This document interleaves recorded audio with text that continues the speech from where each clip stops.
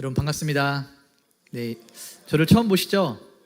네, 저는 여러분을 오래전부터 알고 있었습니다. 조영민 목사님을 통해서 나눔교회에 대한 이야기나 그다음에 여러분이 어떻게 신앙생활을 하고 계시고 얼마나 열심히 하나님을 사랑하고 있는지를 여러 매체를 또 그리고 사람들을 통해서 이렇게 전달받았고 또 그렇게 보았습니다. 마치 여러분의 그 신앙생활이 데살로니가전서 1장에 나오는 데살로니가 교회처럼 믿음의 소문이 마게도냐 지역과 아가야 지역 각처에 퍼졌다라고 말하는 것처럼 여러분의 믿음의 소문이 건강하게 여러 지역에 퍼지고 있으니 지금처럼 힘을 내서 열심히 하나님을 사랑하시는 그런 모습들을 잘 유지해 나가기를 소망합니다. 아멘이십니까? 네, 저는 아까 앞에서 소개해 주신 대로 태국 방콕에서 사역을 하고 있는 선교사입니다. 여러분, 선교하면 어떤 생각이 좀 드세요? 아마 한국 교회가 가지고 있는 선교관은 아마 대동소이할 거라고 생각을 하는데, 선진국에서 후진국을 도와주는 약간 그러한 방식, 조금 어렵고 가난하고 힘든 사람들을 돕는 선교를 많이들 생각하고 계십니다. 그것이 틀린 것은 아니에요. 그러나 선교의 한 부분이라는 것을 제가 다시 선교 현장에 나가보니까 깨달을 수가 있었습니다. 여러분, 방콕이라고 하는 도시는요, 인구가 1600만 정도 됩니다. 서울보다 훨씬 더 크죠. 그리고 1년에 여행객들이요 2300만, 3000만 정도가 여행객들이 왔다 가요. 그러니까 굉장한 대도시입니다. 그 화려하고 불빛이 꺼지지 않는 이런 도시에서 감사하게도 교회들이 세워져 가고 있어요. 복음화율은 1%가 채 되지 않지만 건강하게 하나님 말씀 붙들고 세워져 가는 교회들이 급속도로 자라나고 있습니다. 어떻게 보면 부흥의 시기를 맞이하고 있어요.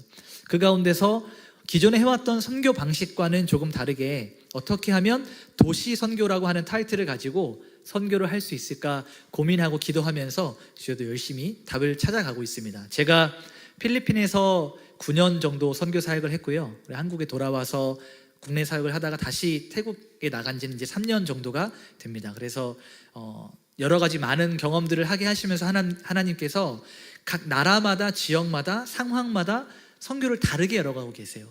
그러니까 우리가 어떠한 한 가지의 방식만을 가지고 이것이 전부다라고 하는 일반화의 오류에 빠지지 않도록 저도 열심히 노력하고 연구하고 섬기고 선교하면서 또다시 여러분들과 만났을 때 선교는 이러한 부분들도 있었습니다라고 나눌 수 있는 그런 또 기회가 있기를 소망합니다. 오늘은 저희가 금요 기도회니까 저의 선교 보고가 아니라 같이 말씀 붙들고 또 말씀 나누고 기도하는 시간이 좀 될 수 있었으면 좋겠습니다. 여러분, 혹시 이웃이라고 하면 어떤 생각이 떠오르세요?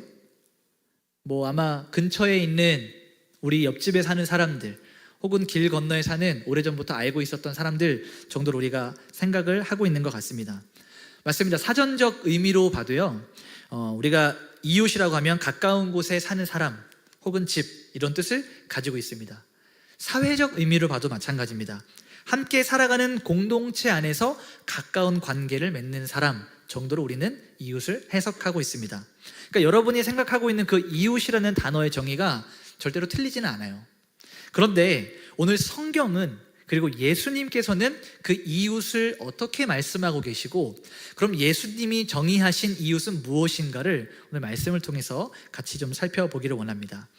오늘 우리가 읽은 이 말씀의 배경을 알아야 오늘 우리가 잘 알고 있는, 너무나도 잘 알고 있는 선한 사마리아인에 대한 이야기를 우리가 좀 입체적으로 좀 이해할 수가 있거든요. 그래서 배경을 좀 같이 살펴보면 좋을 것 같습니다. 누가복음 10장 25절에서부터 오늘 말씀은 시작이 돼요. 한 율법교사가 자기 자리에서 일어나서 예수님께 질문을 합니다. 우리 함께 25절 말씀을 읽어보도록 하겠습니다. 시작.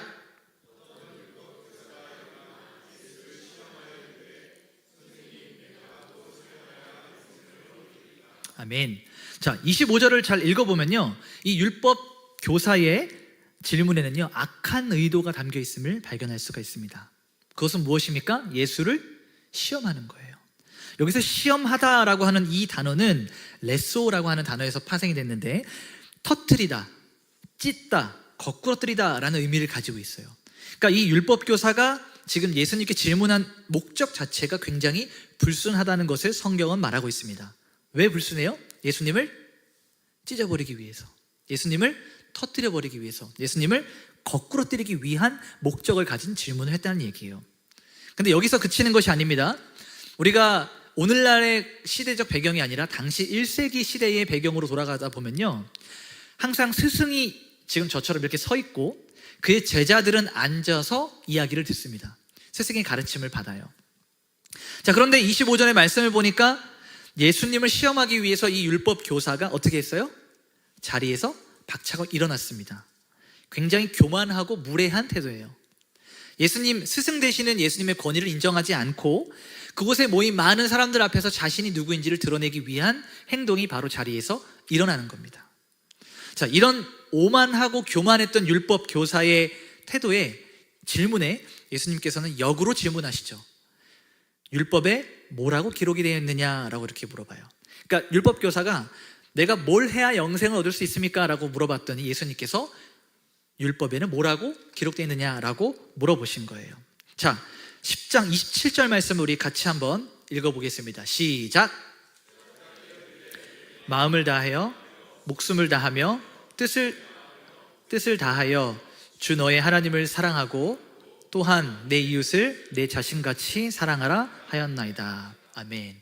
율법 교사가 이렇게 대답을 했어요. 주님께서 율법 교사니까 율법에는 뭐라고 기록되어 있니? 라고 이렇게 물어보시자 정말로 기가 막힌 대답을 합니다.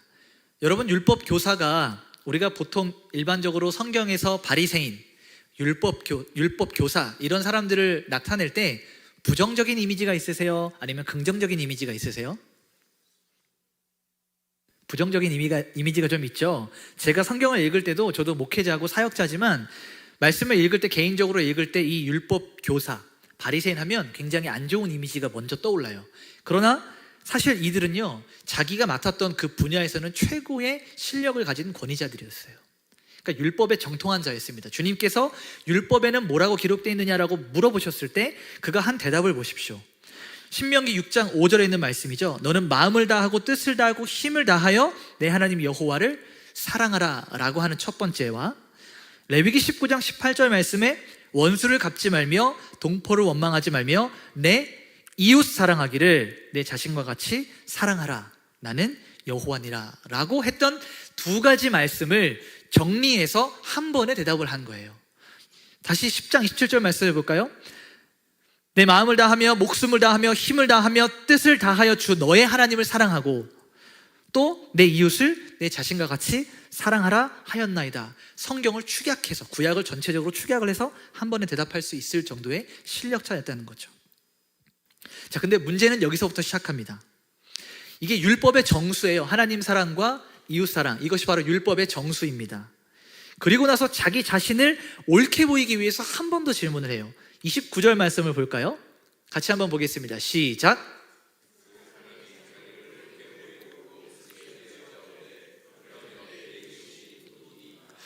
아멘. 자, 이 말씀을 그냥 피상적으로 저희가 읽어보면 별 문제가 없는 것 같아요. 그렇죠? 그럼 제 이웃이 누굽니까? 근데 여기 잘 보면 두 가지의 문제가 드러나는데요. 첫 번째는 율법 교사는 자기 자신을 옳게 드러내는 일에만 관심이 있는 자였어요. 그러니까 정말 이웃이 누구인지 궁금한 부분이 아니고요, 어떻게 하면 내가 여기 많은 사람들 앞에서, 그리고 예수님 앞에서 옳은 사람으로 인정받을 것인가에 대한 그 관심이 거기에 있었다는 것이죠. 자, 사회적인 자신의 지위, 율법 교사라는 지위를 이용해서 예수님을 이용한 거예요.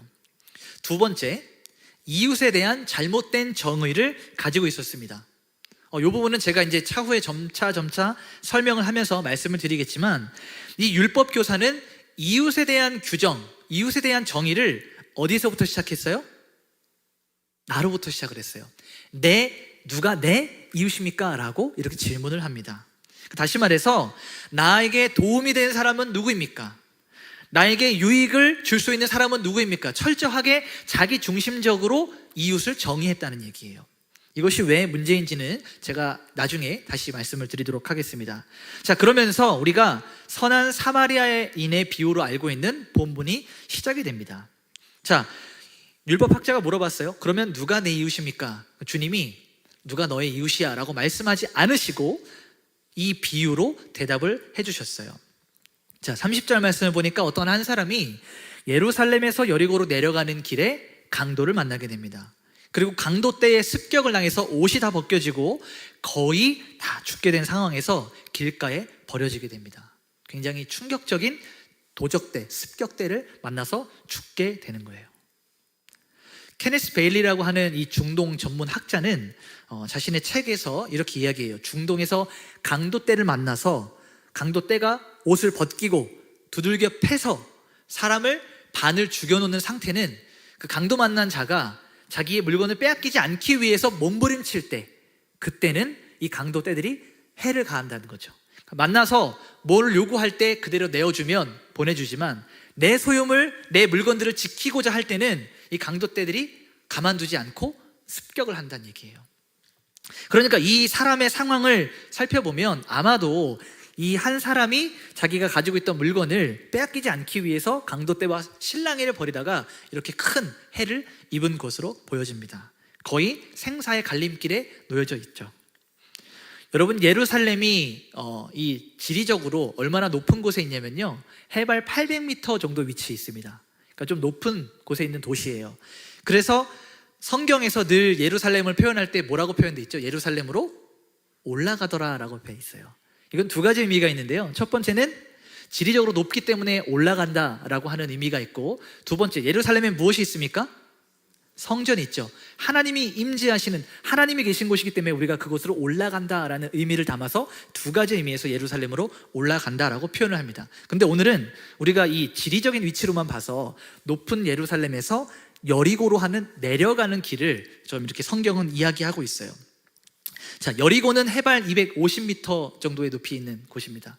그러니까 800m와 250m 해발에 이렇게 차이가 나니까 예루살렘에서 여리고로 내려가는 길은 조금 가파르고 경사가 있는 그러한 길이었습니다. 경사가 좀 있고 가파르고 울퉁불퉁하고 좀 길이 좋지 않다 보니까 중간중간에 동굴이나 사람이 숨을 수 있는 공간들이 많이 있었어요. 다시 말하면 아까 이 강도떼들이 숨어 있을 수 있는 공간들이 많이 있었다는 얘기입니다. 어디예요? 예루살렘에서 여리고로 내려가는 길이에요. 자, 아까도 제가 말씀을 드렸지만 예루살렘은 굉장히 특별한 장소입니다. 하나님의 성전이 있기 때문이죠.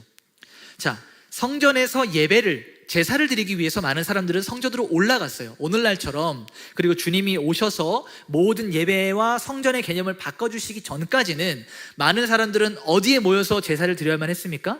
성전에 모여서만 제사를 드릴 수가 있었어요. 그러다 보니까 아마도 많은 사람들이 제사를 드리러 성전에 올라갔다가 내려오는 길에 이런 봉변을 자주 당했던 것으로 시대적 상황과 배경을 통해서 우리가 확인을 해볼 수가 있습니다. 자, 아마도 이 한 사람은요, 이 여행객으로 표현된 사람은 예루살렘으로 올라와서 어떠한 일을 치르고 내려가는 길에, 혹은 어떠한 업무를 보고 내려가는 길에 이런 봉변을 당한 것 같습니다. 31절을 보니까요, 한 사람이 등장해요. 그는 누구입니까? 성경을 보면 31절에 제사장이 성경에 등장합니다. 자, 그런데 성경이요, 이 제사장을 표현할 때 한 가지 수식어를 앞에 뭔가를 붙여요. 뭐라고 되어 있습니까? 마침이라고 되어 있어요. 마침. 때마침 제사장이 이 등장을 하는 거예요. 그러니까 성경이 기다렸다는 듯이. 무엇을 기다렸냐면 강도 만나서 죽어가는 자가 길가에 던져져 있는데 마침 제사장이 등장한 것으로 성경은 표현을 하고 있습니다. 자, 이 제사장은요, 강도 만난 자를 도와줄 수 있는 최적의 조건을 가지고 있었어요. 왜냐하면 누구보다도 먼저 강도 만난 자를 보았고, 제사장은 예루살렘에 왜 올라갔습니까? 제사를 드리러 올라갔겠죠. 제사장이니까. 그러니까 지금 막 제사 의식을 마치고 예루살렘에서 여리고로 내려가는 길에 그 강도 만난 자를 보게 된 거예요. 자, 그런데 자기가 원하면 얼마든지 이 제사장은 강도 만난 자를 도울 수 있었을까요? 없었을까요? 도울 수 있었죠. 자기 마음이 원한다면 얼마든지 도울 수 있는 최적의 조건을 가지고 있었습니다.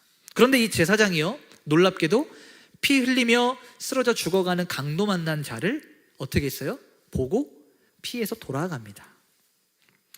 이를 보고 학자들은 여러 가지 의견을 제시를 하고 있는데요, 우리가 좀 납득할 만한 여러 가지 이야기들이 있어요. 첫 번째는, 자, 제사장이니까 제사를 집행하는 사람이죠, 주도적으로. 근데 우리가 레위기의 정결법 그리고 여러 가지 의식법을 보게 되면요, 피는 생명을 의미하기도 하지만 피를 닿게 되면 부정해져요. 그러니까 제사를 집도해야 되는, 집례해야 되는 제사장이 피를 만짐으로써 부정해지면 제사를 인도할 수가 없기 때문에 의식적으로 내가 부정해지지 않기 위해서, 나의 정결함을 유지하기 위해서 강도 만난 자, 피 흘려서 죽어가는 자를 비켜서 돌아갔다라고 하는 의견이 있고요. 또 어떤 사람은 이 강도 만난 자를 봤을 때 분명히 도적대가 남아있을 것이다. 그러니까 내가 이 사람이 미끼가 돼서 강도 만난 자를 길가에 던져놓고 또 다른 누군가가 도와주러 왔을 때 강도떼가 습격을 해서 여러 차례 계속해서 강도짓을 할 수 있도록 자기가 먹잇감이 될 수 있는 두려움이 있었던 거죠. 혹시나 숨어있을 강도떼가 있을까봐 이 제사장은 피해서 갔다라고 이야기하는 사람도 있습니다. 이유와 어찌되었건 중요한 것은요, 이 제사장이 강도 만난 자, 피 흘려 죽어가는 자를 지금 피해서 돌아갔다는 사실이에요. 아마도 이 제사장이 제가 첫 번째 말씀드렸던 이 정결법에 의해서 제사 의식을 집행하기 위해서 이 강도 만난 자를 만지지 않았다면 어떠한 마음으로 예루살렘에서 여리고로 내려갔을까요? 야, 정말 다행이다. 큰일 날 뻔했네. 내가 저 피 흘리는 사람을 만져서 제사를 못 드릴 뻔했네. 야, 하나님한테 예배 못 드리면 안 되지. 정말 다행이야 라고 스스로 안도하며 내려갔을 것 같아요. 이 첫 번째 의식에 관한 것이었다면. 그리고 나서 32절을 보니까요, 또 다른 한 인물이 등장을 하게 됩니다. 이 사람도 마찬가지로 강도 만나서 피 흘려 죽어가는 자를 보게 됩니다. 그는 누구입니까? 레위인. 레위인은 누구죠? 성전에서 제사장을 도와주는 보조 역할을 하는 사람이에요. 그러니까 지금 아마도 제사장이 먼저 제사를 마치고 나서 먼저 내려가고 이 레위인은 마무리 혹은 뒷정리를 하고 나서 그를 뒤따라 갔는지도 모르겠습니다. 제사의식을 마치고 내려가니까 그의 마음도 하나님께 예배했고 하나님을 만났다라는 그런 마음이 좀 뿌듯하고 뜨겁게 타올랐을지도 모르겠어요. 그런데 내려가는 길에 강도 만난 자를 보았습니다. 죽어갑니다. 근데 자기가 알기로는 분명히 자기보다 앞서서 제사장이 지나갔기 때문에 제사장도 이 사실을 보았을 텐데 그냥 돌아갔다면, 나보다 훨씬 훌륭한 사람이 그냥 지나갔다면 내가 뭐라고, 그도 하지 않은 것을 내가 할 수 있겠어 라는 아니란 마음으로 같이 피해서 돌아갔을지도 모르겠어요. 아마도 율법의 어떤 저촉을 받지 않고 불편하지 않은 마음으로 레위인도 그를 피해서 내려갔던 것 같습니다. 왜냐면요, 32절에 그의 마음 상태를 표현하는 것을 뭐라고 표현하고 있냐면 성경에서 이와 같이라고 말하고 있어요. 성경이 말하기를. 그러니까 레위인의 마음도 제사장과 같이, 이와 같이 같은 마음으로 피해서 돌아갔다라고 말을 하고 있습니다. 두 사람 다 강도 만나서 죽어가는 사람을 피해서 내려갔습니다. 여러분, 당시의 시대적 상황을 살펴볼 때 사회적 계층 가운데 가장 모범을 보여야 되는 엘리트 두 집단이 제사장과 레위인들이에요. 근데 이 사람들이 도움을 주기를 거절하고 피해서 내려갔습니다. 여러분, 우리가 이 이야기를 조금 입체적으로 한번 생각하고 들어보려면요, 그 당시의 상황을 지금 여러분 그림으로 한번 그려보세요. 이미 여러분 상상으로 예수님께서 말씀하고 계시는 중입니다. 그리고 사람들은 이야기를 듣고 선한 사마리아인의 이 비유가 강도 만난 자, 그리고 여리고, 예루살렘 이 상황과 지금 또 이쪽에서는 예수님이 많은 사람들에게, 그리고 율법 학자에게, 율법 교사에게 이 비유를 이야기해주고 계시는 상황을 한번 상상해 보세요. 주님께서 지금 이 비유를 던지시는 중에 마음이 불편했던 한 사람이 있었을 거예요. 누구냐면 율법 학자겠죠. 왜냐하면 제사장이나 레위인이나 율법 학자는 아무래도 이 당시에 사회적으로 사람들에게 존중을 받고 인정을 받는 높은 계층의 사람들이었기 때문에 이 사람은 바보가 아니에요. 주님이 어떠한 의도를 가지고 지금 이 말씀을 하고 계시는지를 알고 있기 때문에 들으면서도 불편한 마음이 있었을 거예요. 그리고 나서 이제 이 본문의 주인공으로 등장하는 사마리아인이 등장하게 됩니다. 우리 함께 33절 말씀을 읽어보도록 하겠습니다. 시작.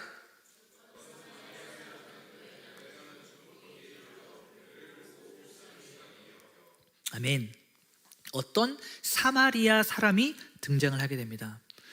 제가 여러분에게 한 가지 나누고 싶은 거는요, 여러분, 우리가 사마리아인을 표현할 때 항상 뭐를 붙입니까?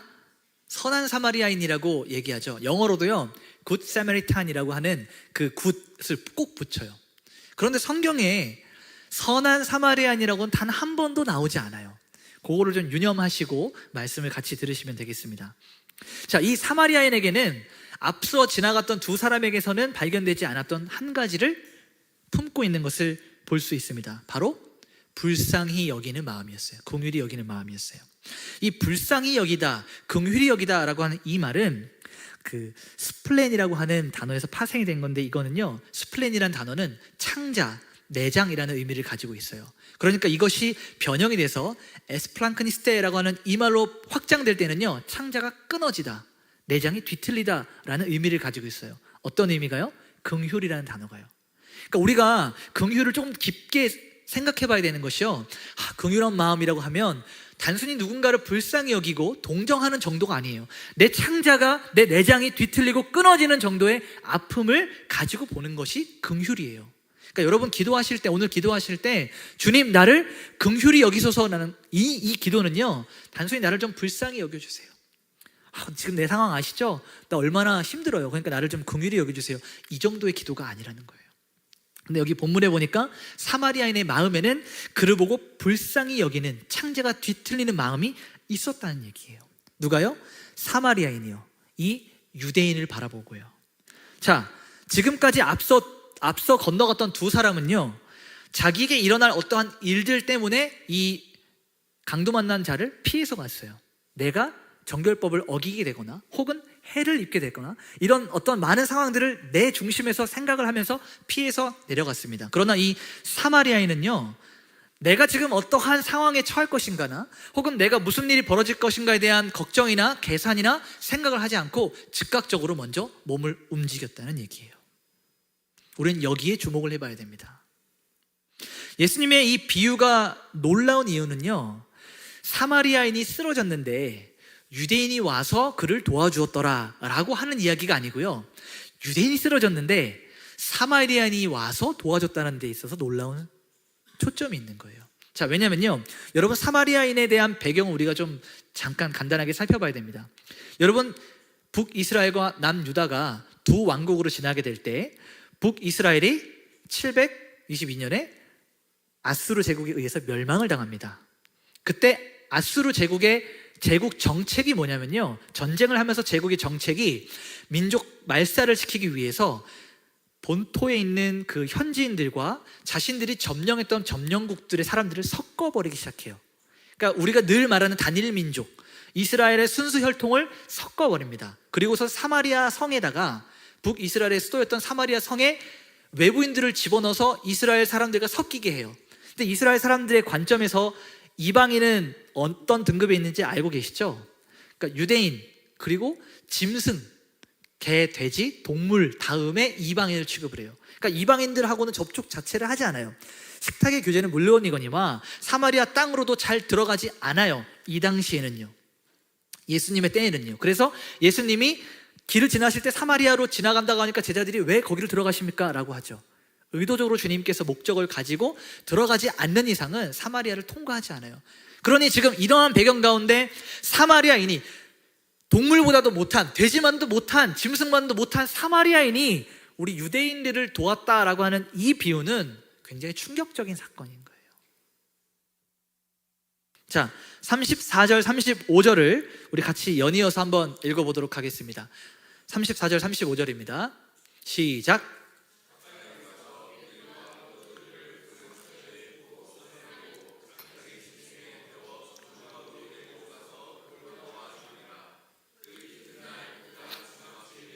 데나리온 둘을 내어주며 이르되 이 사람을 돌보아 주라. 비용이 더 들면 내가 돌아올 때에 갚으리라 하였으니. 아멘. 자, 이 사마리아인이요, 죽어가는 강도 만난 자를 보고 가까이 가서 기름과 포도주를 부어서 상처에 붓고 싸매어 주었어요. 여러분, 이 기름은 진정제의 역할을 했어요. 그 당시에는 이제 의학품들이 지금처럼 발달되어 있지 않았기 때문에 기름을 부어서 상처에 부었을 때는 상처를 조금 고통을 진정시키는 그런 역할을 했습니다. 그리고 포도주는 세균이 감염되는 것을 좀 막아주는 이런 어떤 항생제와 같은 이런 역할을 했습니다. 이 사마리아인에게 기름과 포도주는 필요했던 것이었을까요? 아니면 남는 것이었을까요? 당연히 필요한 것이었겠죠.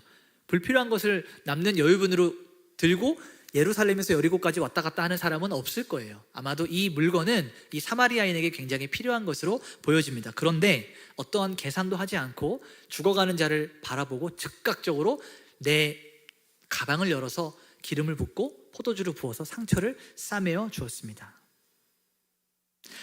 누구를 위해서요? 지금까지 단 한 번도 만나보지 못했던, 내가 알지 못하는 한 죽어가는 사람을 위해서요. 여러분, 그 정도로 여러분 마음을 열어서 구제할 수 있으십니까? 오늘 제가 이 말씀을 준비하면서 교회 이름하고 참 잘 맞는다고 생각을 했어요. 교회 이름이 뭐죠? 제가 잘 몰라서 그래요. 제가 오늘 왔는데 이 교회 이름을 잘 몰라서. 교회 이름이 뭡니까? 나눔교회죠? 여러분은 잘 나누고 계세요? 이런 질문하면 좀 마음이 불편하시죠? 저에게 대답을 하라는 것이 아니라 나는 어떻게 나누고 있는가, 나는 어떻게 구제를 하고 있는가 한 번쯤은 생각해 봐야 된다는 얘기예요. 이 사마리아인은 지금까지 단 한 번도 만난 적이 없었던, 알지 못하는, 오히려 이 사람이었으면 그냥 돌아서서 도망칠 수 있는 최적의 조건을 가지고 있는 그 사람이, 도와줄 이유가 단 하나도 없는 사람이 자기의 소유물을 열어서 부었다는 얘기예요. 그리고 나서 어떻게 합니까? 자기가 타고 가고 있던 짐승에 이 죽어가는 강도 만나 죽어가는 사람을 태워서 내려갔어요. 여러분, 예루살렘에서 여리고까지 길이요 한 27km 정도 된다고 그래요. 자동차 100km로 열심히 달리면 한 30분, 걸어서 가면 1시간에 4km 정도를 걸을 수 있으니 뭐 대략 계산이 나오죠. 대여섯 시간 우리가 걸을 수 있는 그 정도의 거리인데, 말을 타고 혹은 낙타를 타고 짐승을 타고 내려갈 수 있는, 그 편하게 갈 수 있는 길을 강도 만나서 죽어가는 사람을 태워서 자기는 끌고 걸어 내려가기 시작했습니다. 그리고 나서 이 사람은 어디에 도착을 하죠? 주막에 도착을 해요. 그리고 나서 밤이 새도록 그를 돌보아 줍니다. 처음 보는 자에게 자기의 물질을 열어서 부어주고 상처를 싸매준 것도 놀라운데, 아니 짐승을 내어줘서, 지금으로 치면 자기 승용차를 내어준 그런 상황이겠죠. 자기 탈 것을 내어준 것도 놀라운데, 이제는 밤을 새서 그 옆에 서서 상처를 계속 돌봐주고 이 사람의 컨디션을 관리해 줍니다. 왜냐하면 35절에 보니까요, 이튿날이라고 하는 단어가 나와요. 그러니까 다음 날까지 이 사람은 곁에서 밤을 꼬박 새서 죽어가는 자를 간호해 준 겁니다. 그러면서 주막을 떠나면서 이 사람이 했던, 이 사마리아인이 했던 행위가 더 놀라워요. 우리가 계속 점진적으로 놀라게 되는데, 2데나리온을 주고 갑니다.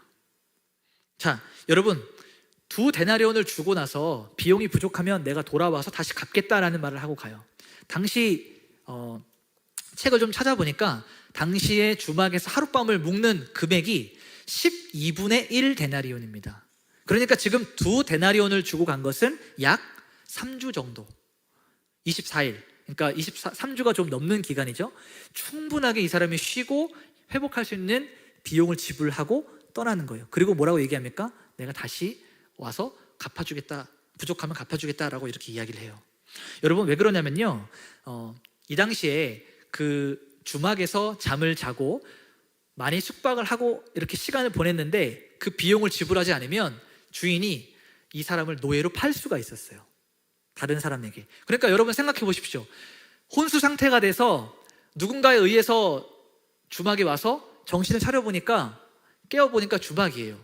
몸이 괜찮아졌어요. 근데 강도 만났으니까 아무것도 없을 거 아닙니까? 순식간에 이 사람은 누군가의 노예가 돼서, 종이 돼서 인생이 뒤바뀌는 이러한 험한 일을 당할 수가 있는 거예요. 그러니까 이것을 방지하기 위해서 이 사마리아는 떠나면서 비용을 2데나리온을 주고 가는 것입니다. 예수님은 이 비유를 여기서 끝내셔요. 그러면서 율법 교사에게 한 번 더 질문을 하십니다. 우리 36절을 한번 읽어보도록 하겠습니다. 시작.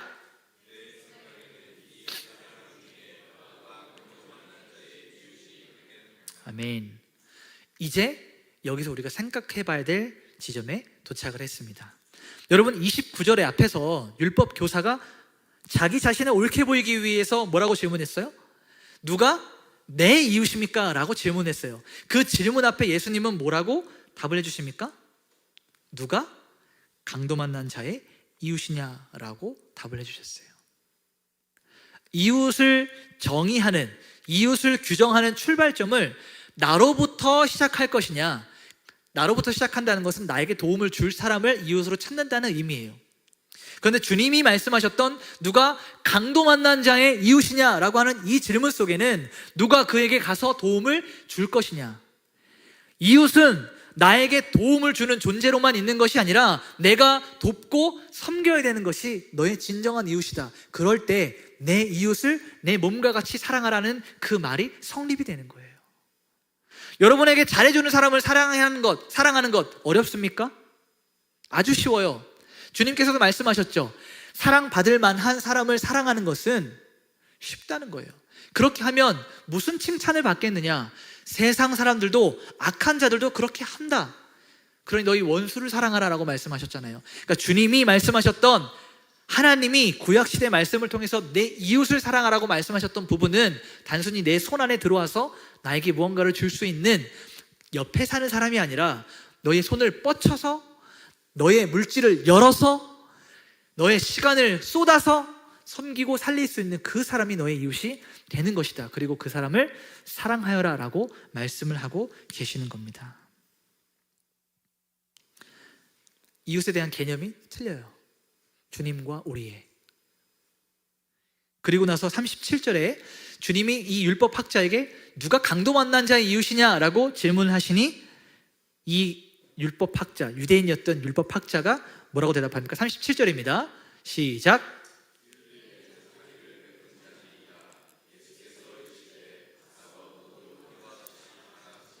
아멘.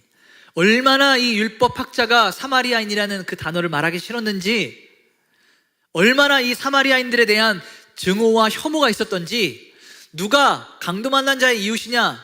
지금 주님은 사마리아인이라고 분명히 말씀을 하셨는데 자비를 베푼 자입니다. 끝까지 자기 입에 붙이지 않아요.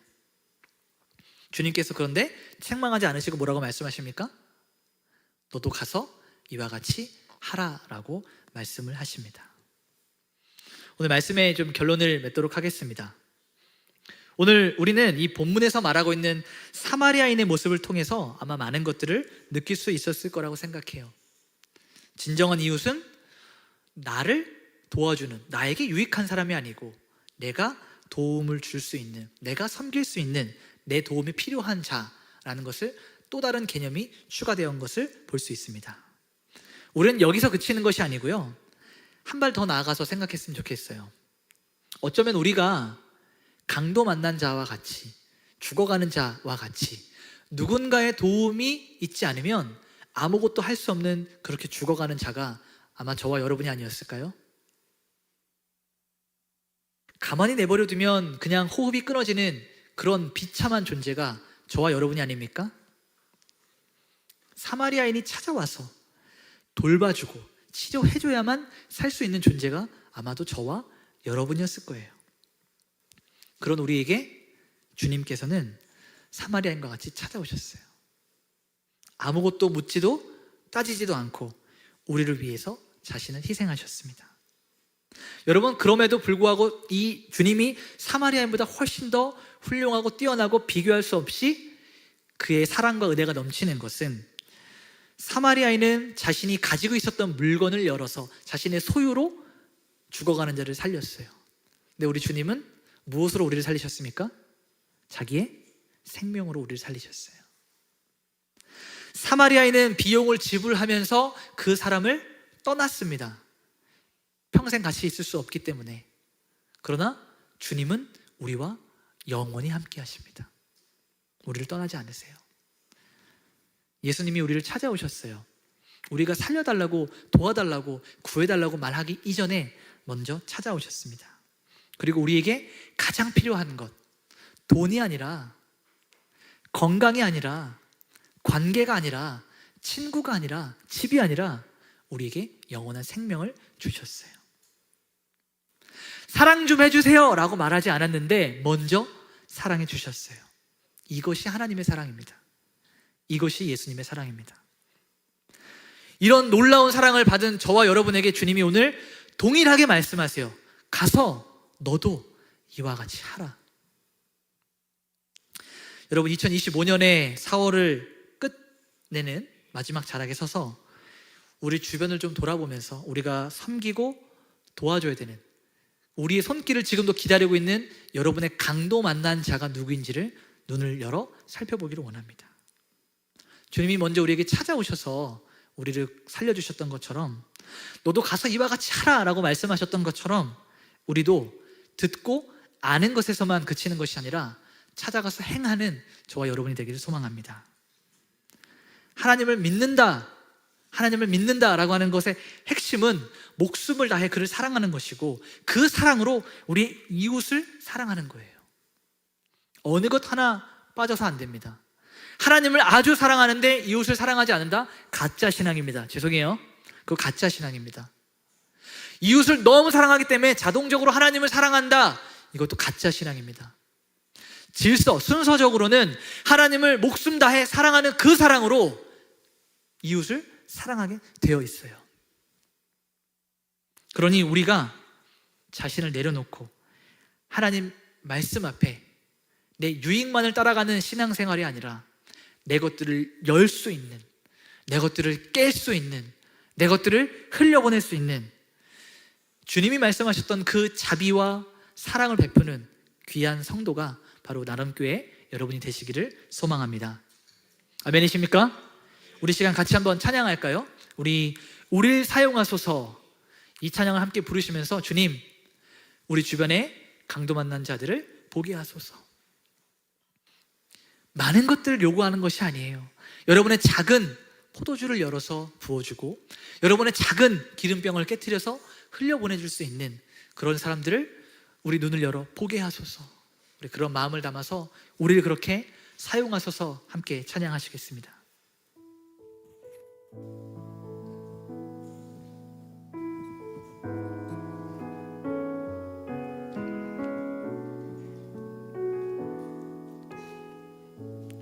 우리에겐 소원이 하나 있네. 우리에겐 소원이 하나 있네. 주님 다시 오실 날까지, 주님 다시 오실 그날까지 우리 가슴에 새긴 주의 십자가 사랑, 날 교회를 사랑케 하네. 주의 교회를 향한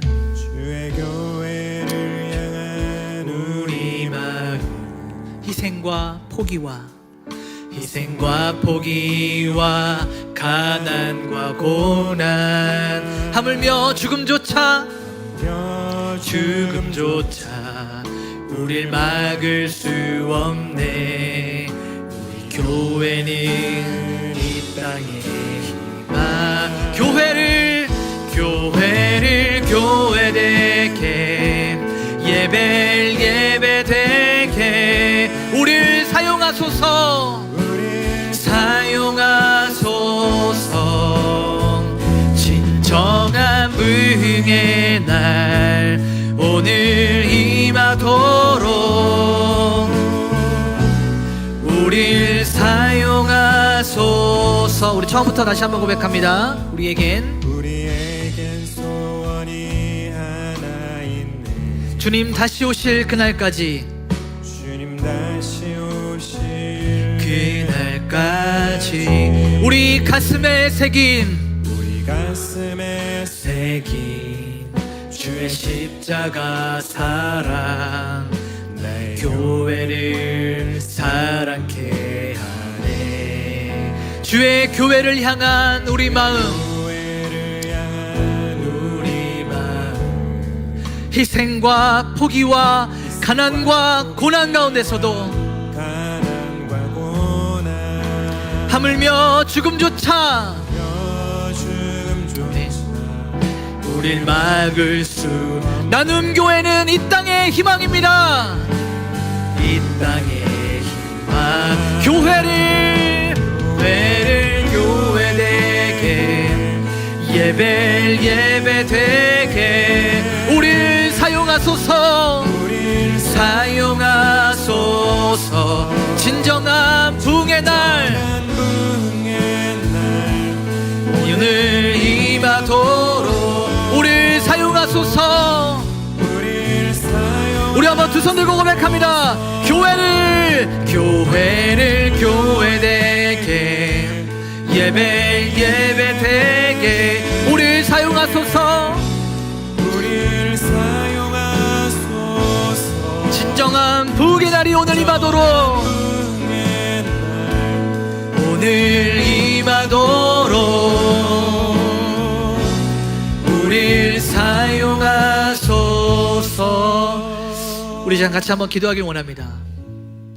우리 들은 말씀을 기억하면서 믿음이 있다고 해서 우리가 제사장처럼 레위인처럼 하나님 앞에 나만 잘하면 되지, 나만 열심히 하면 되지 라는 생각으로 주변에 죽어가는 자들을 외면하진 않았는지 우리 같이 이 시간 한번 돌아보길 원합니다. 여러분, 이 시간 우리가 기도할 때는 주님, 사람들에게 무시받고 사람들에게 배제당하고 격리당하고 없는 사람 취급당했던 그 사마리아인이 자신의 것을 열어서 섬기고 희생했던 것처럼 주님, 내 것을 열어 섬기길 원합니다. 내 것을 희생하여 섬기길 원합니다. 우리 이러한 마음으로 우리 주여 한번 크게 부르고 기도하며 나가도록 하겠습니다.